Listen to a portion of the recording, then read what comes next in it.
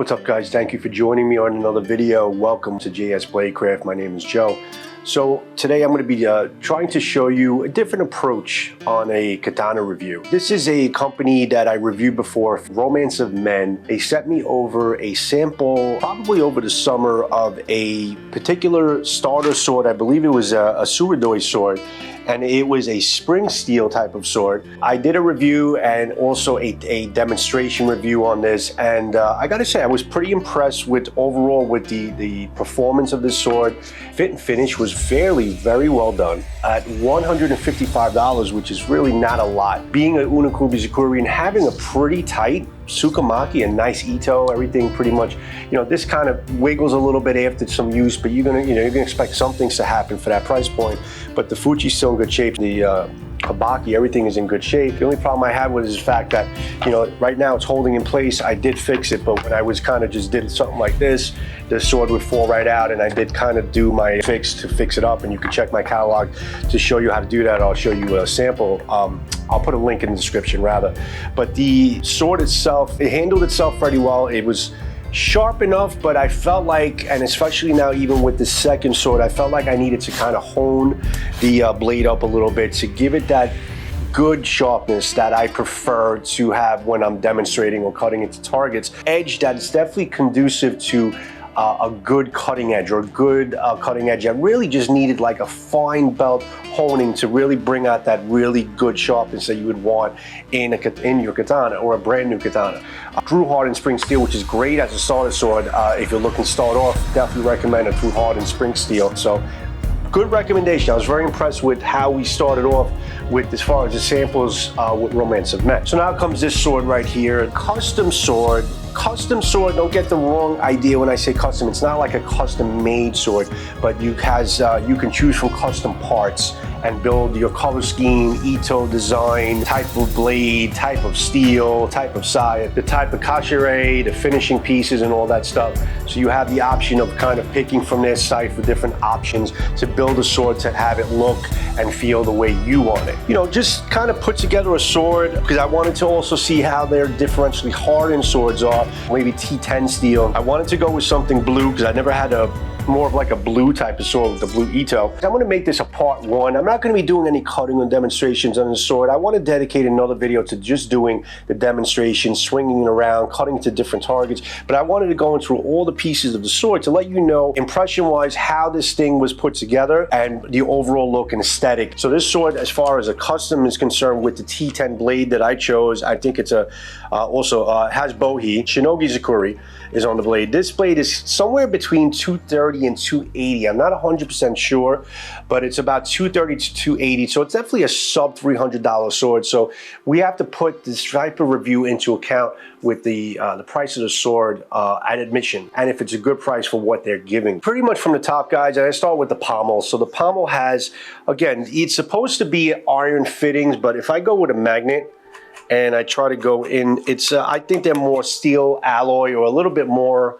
not pure iron, but there might be some iron, but it's not enough iron to cause, to have the magnet stick to it, because if it was high quality iron, the magnet would kind of stick to it. So I would say probably this is more of a steel alloy, but it's still pretty solid. I mean, it feels like iron, it looks like iron, but it's definitely not genuine iron. It's more like a steel alloy type of finish. Because if you look at the kashira, there's a little bit patina showing through, or it might be the paint that's kind of coming off from like a painted brass or something like that, or the alloy.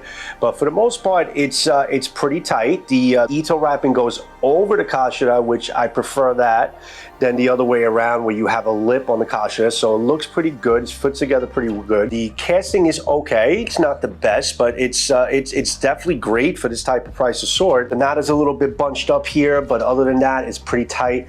Now, what impressed me about the first sword, and also this sword here, is the fact that the Ito is pretty tight. The diamonds are fairly even. Samigawa is real ray skin. It's got a black, I chose a black ray skin, and it glimmers in the light pretty nicely. 2 Makugi pegs, a little bit under the Ito, more than I would want it to be. Not many manufacturers get that right. You really have to specify that that's how you want the Makugi peg in the diamond, so you don't push up the Ito, but I digress. Then you have the Minuki, which is I guess some kind of a flower pattern Minuki. They're hard to tell, but they're black, and the casting is okay, not too bad. There's not really that much distal taper or hourglass. shape to it, or a Rico shape that some people like to call it, but it stays pretty comfortable in the hand. I think it's just a standard cotton Ito, nothing crazy, but no spaces. You don't see wood panels or anything like that, and that's always a big plus with me, especially when you're paying for a lower price sword. There's no wood panels or anything showing. The diamonds are fairly even, and the Ito is, you know, pretty tight, especially for the price. Fuchi also has the same type of flower design.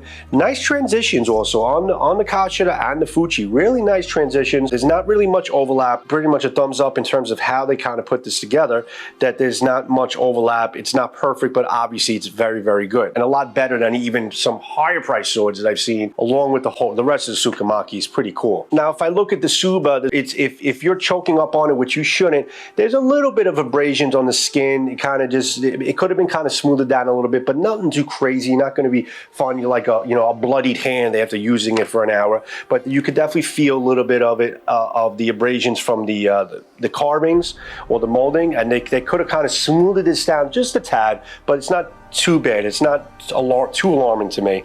But you got a nice little flower pattern here too. I mean, the casting is pretty good. I can't really complain about the casting. A little bit muddy, but for the most part, I think it's more detailed than anything else. It's got a nice little plain design, and you know, there's obviously other pieces that you can choose from. This just happens to be the motif that I went with this kind of flower petal type of look with the blue and all that stuff. Pretty happy with how it came out. It'll pass. Now, the saya itself is like this blue spattered type of saya. It's black lacquer, which is, you know, it's pretty smooth lines, nothing too bad. You got a couple little waves here and there, but nothing too crazy. You have no bullhorn though. There's no option for bullhorn. I don't think they have that option yet. Korugata knob is probably like an extension of the wood that's painted over. Shitadome, which obviously are not glued in, okay, which that's my pet peeve, but or just remove them when I have them there at all. The Sageo wrap, very shoelace type material, nothing too high quality in terms of the Sageo wrap, but again, this is okay. This is definitely serviceable. You can definitely use it.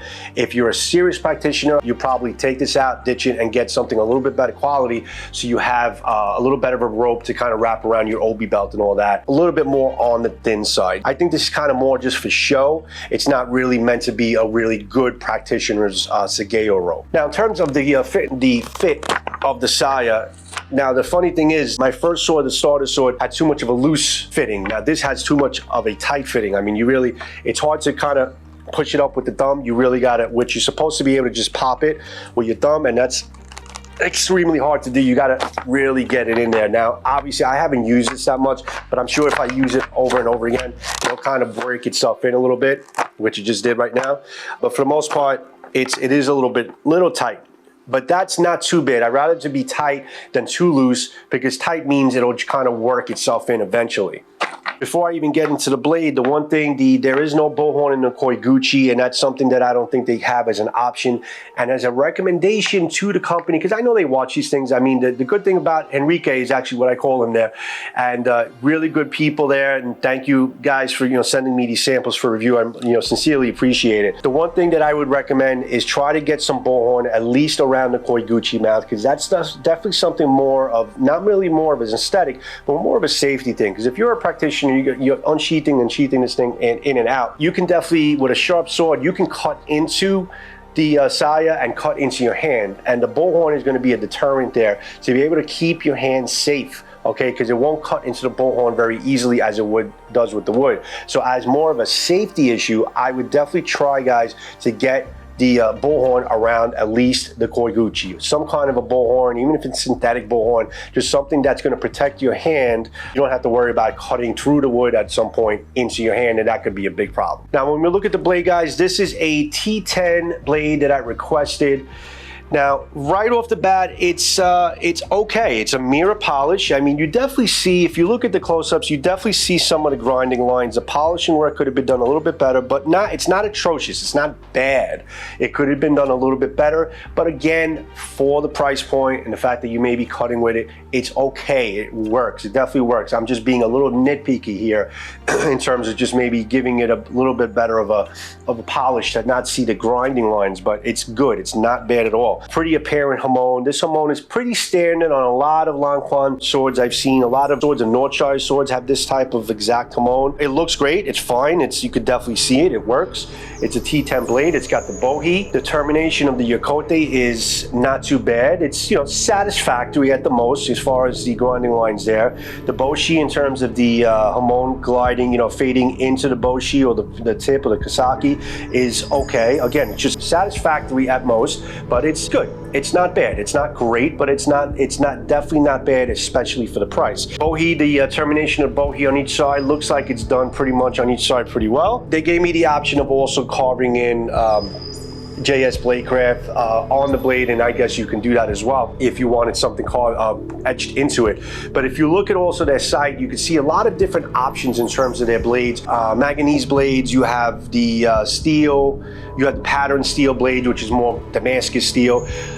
You have different types of colored blades, blue, gold, all this stuff. Different types of also hamons. You have arrow hamons, you have circle hamons, you have wave hamons. You have a couple different type of hamon styles that you can choose from, and I'll show you. I'll give you a link in the gallery that you can go in and take a look along with whatever's on the screen. You can see some different options of blades and different types of patterns that you can choose with the blades. So they have a couple different options that might strike your fancy. I'm not personally into colored blades for the most part. I do like pattern steels. I appreciate pattern steels or Damascus or even folded steels when they're done pretty well and you see a nice lamination line. So you have a couple different options in terms of the blades from Romance of Men that you can choose from in building a sword with them. The habaki is like a painted brass, shiny brass habaki. It's definitely not hugging the blade as much as I would want it to. Not many manufacturers really do that until you really spend, somewhere in the $700-800 range. Just sometimes that doesn't even work either. They still give you, kind of a loose fitting habaki. Is that going to affect the performance? Not really, as long as it's fit right and it doesn't shake and rattle. I think it's more of a aesthetic thing to have the habaki fail my test, where you can kind of get a fingernail between the habaki and the blade, and I like it when they kind of pound, kind of get that in tight and make it really hug the blade. That works really well, but you see that more when you're getting a really good high quality like copper type of habaki, where you get more of that really nice fitted type of look of the habaki onto the blade. Habaki, for all intents and purposes, is done pretty well. I like the shiny look of it. It's something different. It's not your just subdued brass habaki. It's something that kind of stands out a little bit. I've seen this design many times on a couple different types of swords, but it's pretty good. And you got also the brass seppas, which are around the same color. Everything came in straight. Again, the grinding lines are apparent, but it's pretty fairly well done. Hamon looks pretty good. Standard Thai style hamon, koshiri, and it's just it's tight. Everything feels tight.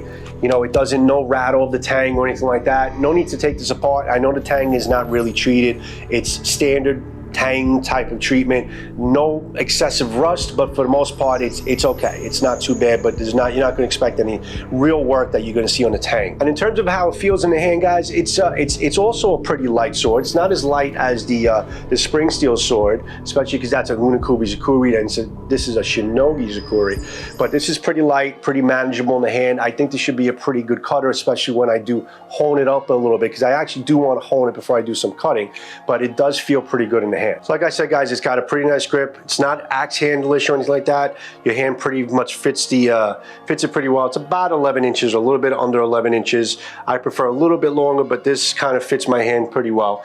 And again, it's pretty light. Nice control of the tip. I think this should be a pretty good cutter. It's pretty light. I think it's around about 2 pounds or a little bit over 2 pounds. Not too heavy, not too light, not an extremely light cutter, but I think it's also somewhere in between, a little bit more on the lighter end. Pretty good in the hand. Nothing shakes, nothing rattles. I think it's going to be a pretty good sword. Ultimately, guys, you're getting a pretty good value at Romance of Men for the most part, especially for the admission, or you ask the price of admission to get into their swords. Obviously, I have to get it out there and see how it's going to hold up to some medium to light to medium to a little bit of a heavier targets.